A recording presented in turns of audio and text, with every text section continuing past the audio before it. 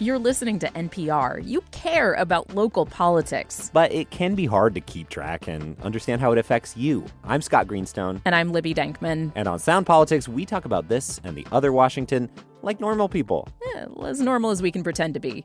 We get beyond the headlines, ask the tough questions, and tie the big stories back to our own backyard.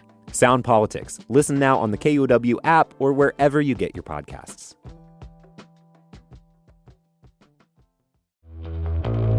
Hey there, welcome to Meet Me Here, your weekly guide to arts and culture events worth leaving your house for. I'm Dyer Oxley, I cover pop culture for KUOW, and for this episode, we are talking about the Seattle area drag scene and how it has grown into the national spotlight. Two local queens, Jinkx Monsoon and BenDeLaCreme, have won RuPaul's Drag Race. That's a reality competition show all about drag, going on 18 seasons at this point. Other locals have passed through the show, like Bosco, Irene the Alien, and as we record this episode, Seattle's Jane Don't is a contestant on the current season. So, it could be said, Seattle drag has gone mainstream. Being weird and sort of having your own idiosyncratic form of branding of like who you are as a queen is actually very financially sustainable in this city, and people really seek that out. That is journalist Andy Willems, one of my guests today, along with drag queen Miss Texas 1988. As I was looking into this, it struck me that, hearing people talk about modern Seattle drag, it's kind of like hearing folks back in the 90s talking about Seattle's exploding music scene and the anxiety over how success could affect it. And today, it could be said that drag is Seattle's cultural export. And that's the sort of thing that Adam has reported on. Before we get to that discussion, there's just a couple things here. I'd like to take you to a very special, very Seattle drag show. First up, though, as always, a local upcoming event that I think is pretty cool. Noir City, Seattle, returns to SIF February 13th through the 19th at SIF Downtown. Now, if you still don't know where SIF's downtown location is, it's Cinerama. We all call it Cinerama. I call it Sifferama, and I encourage everybody to do the same. This is a noir film fest with all the classic crime and anti-hero style films. There are 15 movies, and I'm not going to run through them all. I did pick a handful from the list with a certain theme. Let's see if you can spot it. A Man Called Adam, starring Sammy Davis Jr., King Creole with Elvis, The Man with the Golden Arm, starring Frank Sinatra, and Round Midnight, starring Dexter Gordon and Herbie Hancock. Did you pick that up? They're all noir films with musicians. Pretty cool.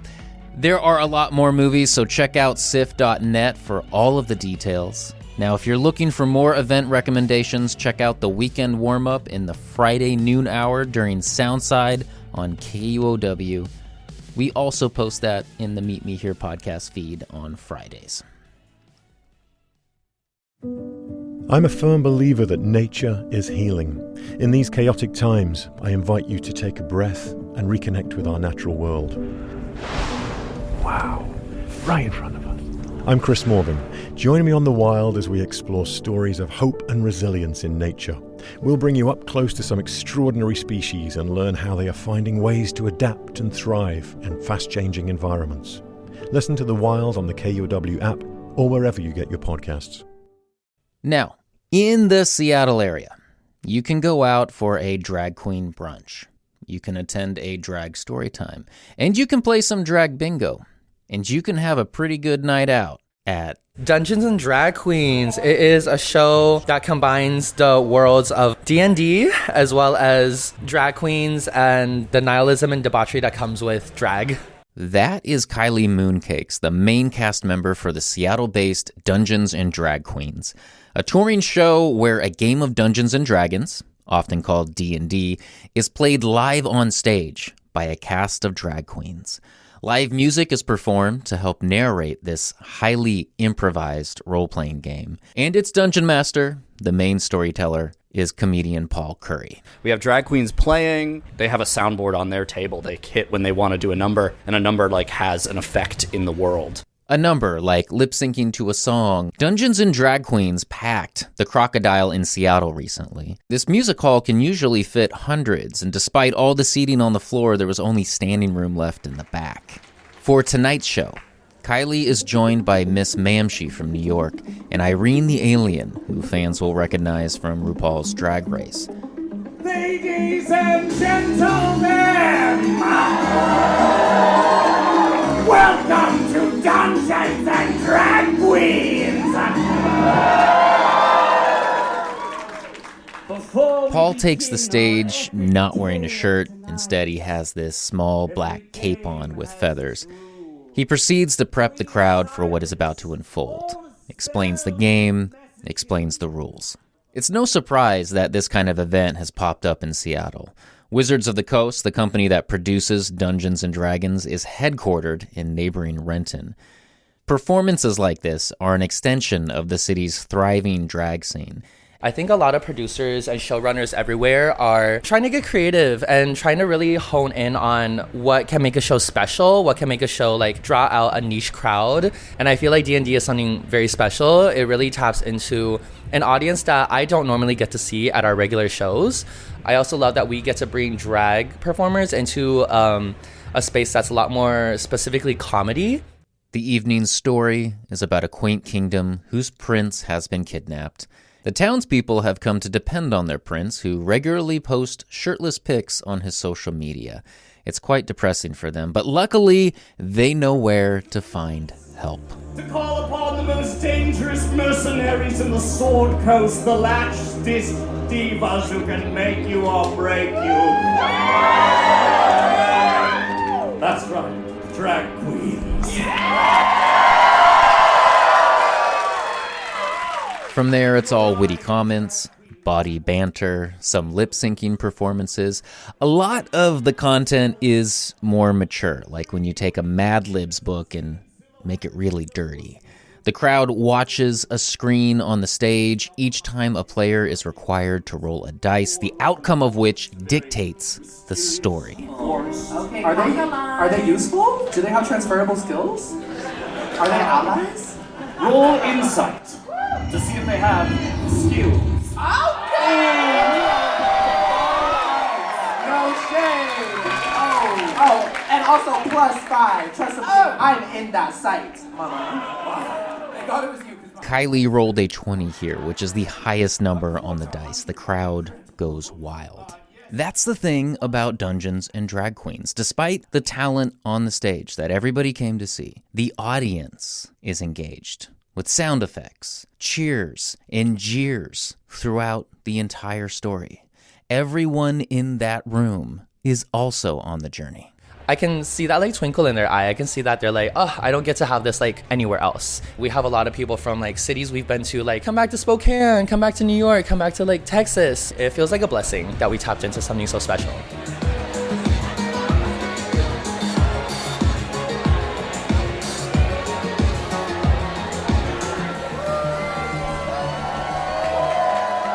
Now, I wanted to bring in some voices on this and maybe ask something. Is something lost when an art form blows up? You know, that's a question I've heard before. I mentioned the 1990s when Seattle was all the rage. Folks wondered if the local subculture could survive the spotlight. Drag shows can operate in a very DIY, underground sort of way, like what you would expect from punk scenes. Drag sort of has a symbiosis with local bars. There's a fan base and a regional circuit of clubs that support it. And with RuPaul's Drag Race helping bring it to the mainstream, some have wondered if Seattle drag can afford to stay Seattle weird. And that brings us to my guest today. Two people quite familiar with the Seattle area drag scene. Miss Texas, 1988, has been performing drag for almost a decade around Seattle. You can catch her regular appearances in Tush, at the Clockout Lounge, and Lashes at Unicorn. Miss Texas, welcome to meet me here. Hi. And my next guest is Adam Willems. Adam is a Seattle-based journalist and news editor of Chum News, a Seattle-focused culture publication, and he's also covered the local drag scene. Welcome, Adam. Thank you for having me. I need to just ask, where did the name Miss Texas 1988 come from? It's not on my list here, but I'm not going to get any further unless I know. So the origin story. I began drag in Minneapolis, Minnesota, and I was at a bar and wearing a blue sparkly dress and a big red wig and was very like performance art amateur drag. And the bartender said, "Who the hell are you, Miss Texas 1988?" So that's what I went with. It was stuck. anachronistic insult. I love it. Yeah. I wanted to ask you about this term that came up when we were planning this episode, drag factory. It feels like we have a lot of drag queens around here. We send a lot of drag queens out into the world, some to Drag Race. Is Seattle a drag factory? I would say yes. My reasoning is mostly that we actually have a very robust professional industry, and if you're able to really break into it consistently, it will treat you well. We have pretty strong standards about pay and how you're treated at a venue by venues. And so it's possible to be a drag queen here or a drag king. Any type of drag artist is really encouraged here. And so we are, in a sense, a drag factory for that reason. So how would you describe I call it the Seattle scene of drag? I'm assuming that there is a scene. What is the core thing to understand about us locally here? The moment that I moved here, I knew that I was home, and it will sit with me forever, because in Minneapolis, I was doing these really weird performance art pieces, and then I came here. A friend who was already living here pointed out Coochie's Critter Barn, which used to be at Crumwork, and I sent Coochie a message. She didn't know who I was, and I got into the competition not knowing it was a major competition at the time. And I walked on stage to a slowed-down version of I Only Have Eyes for You, wearing an outfit completely constructed of googly eyes, and ate a flower and smeared chocolate on my chest and tore myself out of a garbage bag, expecting people to be like, "What just happened? Who is this? Please get off the stage." And they went wild for it, and it made a lot of opportunities for me. So it was, even though at the start of my career, it's still like a really big highlight for me. I'm going to ask you a little bit more about the particulars of that in a second, because that kind of hits upon a curiosity I have. But first, I want to turn to you, Adam. Mm-hmm. The more and more I talk to folks about local Seattle drag, that it feels to me like the conversation is like a mirror of the 1990s when folks were talking about the local music scene blowing up. We had a scene. It was very dependent on the local bar and club scenes. It was regional. It wasn't just Seattle. It was all over the place. It was very DIY. It was very underground. And it was very ours. And then there was this concern that maybe it wasn't anymore, and it was, maybe it got too mainstream. What are your thoughts when someone like me lays that out? I'm a bit more of the more the merrier kind of in my thinking of like, well, hey, if like a drag queen can go on a nationwide tour, that's great. If Nirvana can go on a nationwide tour 30 years ago or 40 years ago, that's great. I think sort of something about this juxtaposition of, maybe it's more about sort of like their time in the limelight, but I think it's also sort of worth emphasizing that drag has been around way longer than grunge has been around. And there's a really lovely book that I got in my hand here, Gay Seattle by Gary Atkins, which came out a while ago, but across these chapters shows how drag has been in the city since the late 1800s in all sorts of forms. Seattle Post-Intelligencer in I want to say the 1920s, sort of telling readers like, oh, don't worry, this vaudeville act with a female impersonator is actually delightful and you won't, be clutching your pearls. So I think it's interesting. Seattle drag has sort of been around almost as long as the settler city of Seattle has been here.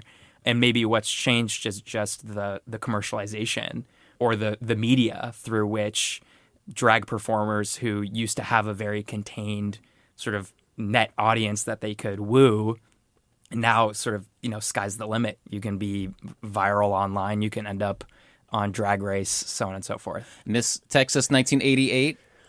We're going to do a book swap later. I love Gay Seattle. I have Decolonized Drag with me by Lahore Vagistan. And I think that drag, no matter what scale it gets to, or at least in today, is going to be counterculture, is going to be grunge. But I do think that as it moves into a space where it's globally become very westernized in a lot of ways, and capitalism has certainly influenced it, we do have to make sure that we are putting on some safeguards to not fall into some really oppressive systems that anything is susceptible to.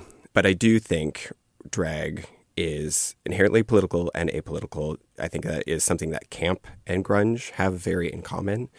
Taking a mainstream culture and changing it, reifying it, disidentifying with it, shifting it, and saying these standards of wealth or beauty or success that I probably grew up being told I don't have access to, actually, I'm just going to take them. I'm going to take the aesthetics of them and I'm going to make them fun and accessible for everyone.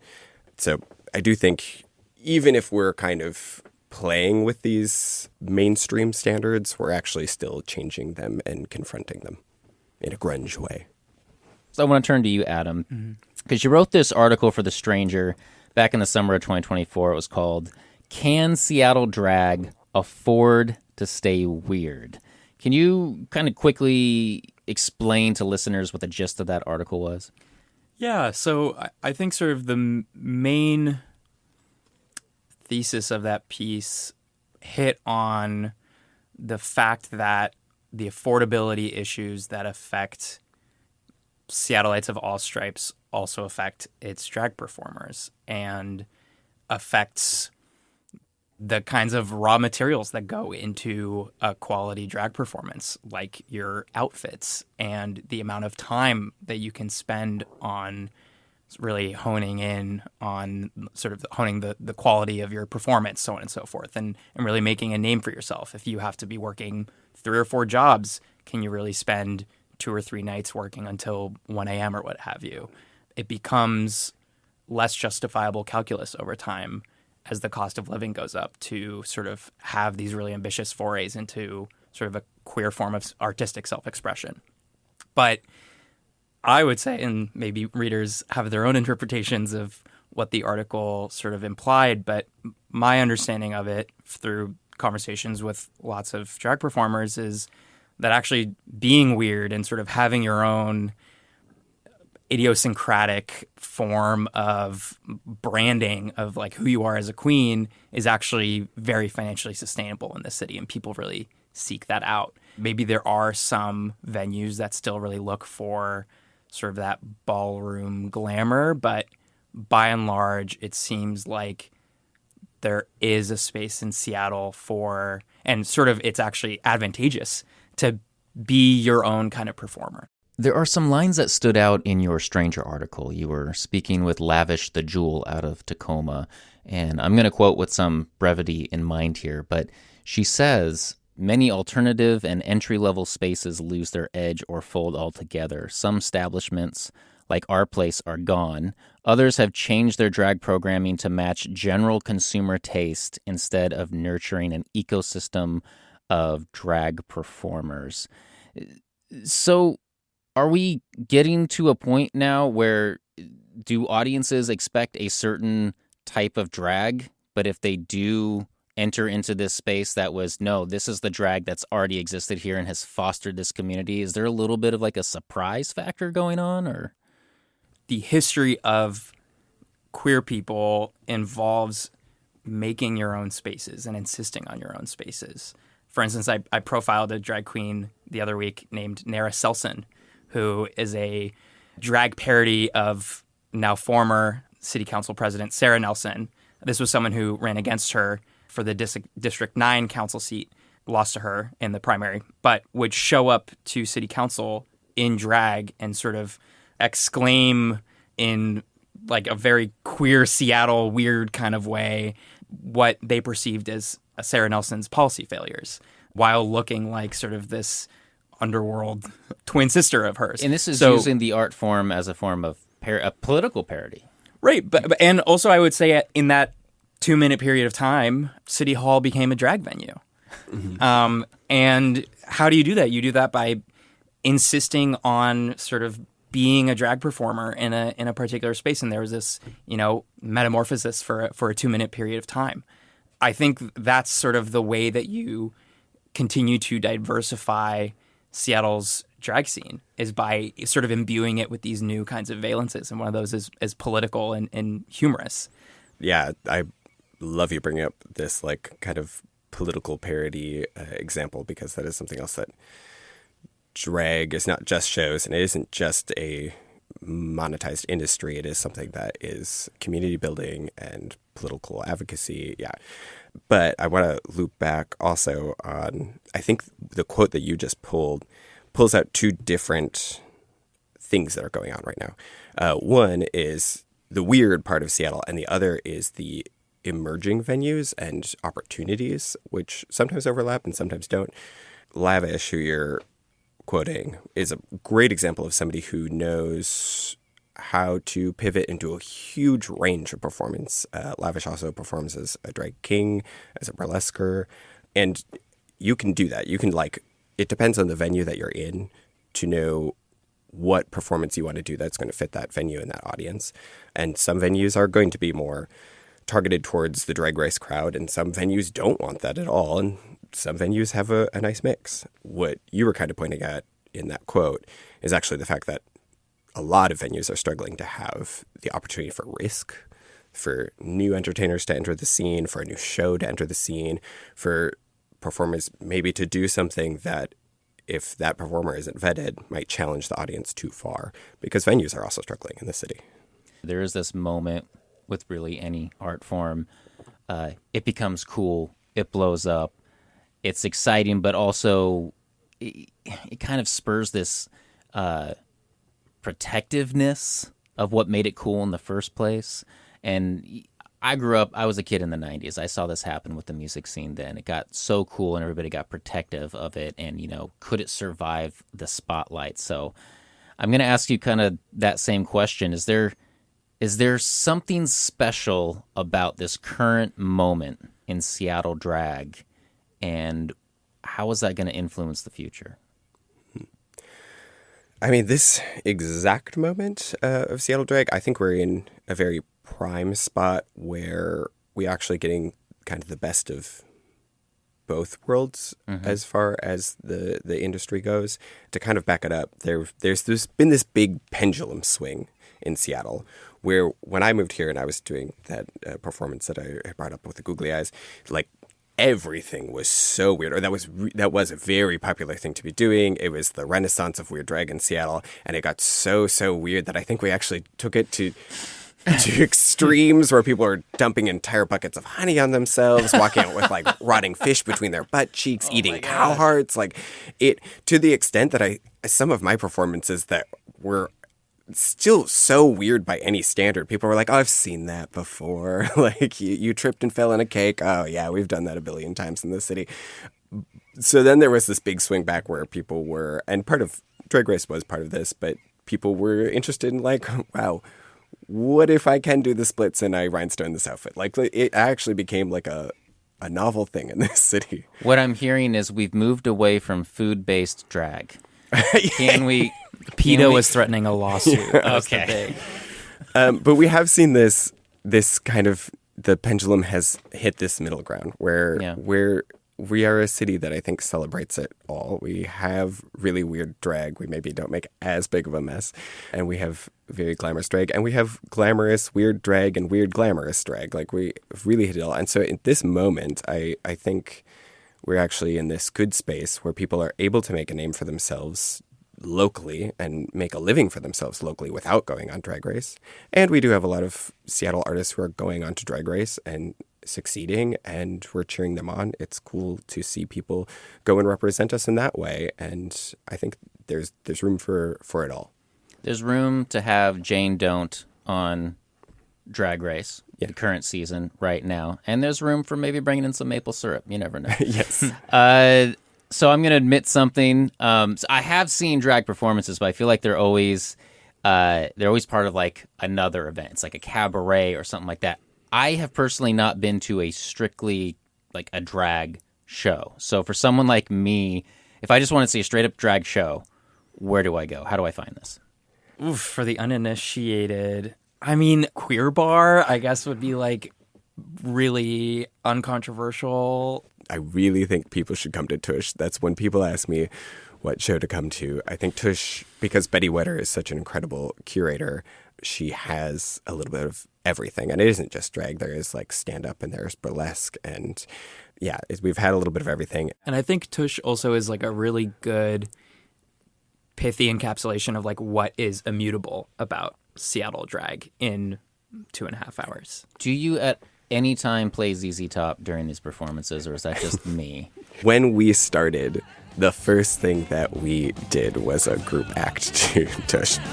I'm just looking for some touch. Miss Texas 1988 is a Seattle drag queen. You can catch regular performances at Tush at the Clockout Lounge or at Lashes at Unicorn. And Adam Willems is a Seattle-based journalist and news editor of Chum News, a Seattle-focused culture publication. Thank you both for coming on Meet Me Here. I very much appreciate it. Meet Me Here is produced by KUOW, a proud member of the NPR network. It's hosted by Jeannie Yandel, Katie Campbell, and myself, Dyer Oxley. It's produced by Kyle Norris, Brandy Fullwood, and Matt Martin. Our editor is Phyllis Fletcher. And if you like Meet Me Here, please rate and review us. It really does help get the word out about the show. Podcasts like Meet Me Here are only possible because of your financial support. You can help us make all of these local shows that you rely on at kuow.org/meet. And thanks for listening. I said, Lord, take me downtown. I'm just looking for some touch. Seattle is a boom town. From manufacturing to tech, some of the world's biggest companies have brought jobs and wealth to the region. But that comes with real growing pains. I'm Joshua McNichols. And I'm Monica Nicholsberg. We host Booming, a podcast that helps you make sense of the economic forces shaping our lives here in the Pacific Northwest. From the big budget projects on Seattle's to-do list to the artificial intelligence age, we get into the stories that hit your wallet and our region. Listen now on the KUOW app or wherever you get podcasts.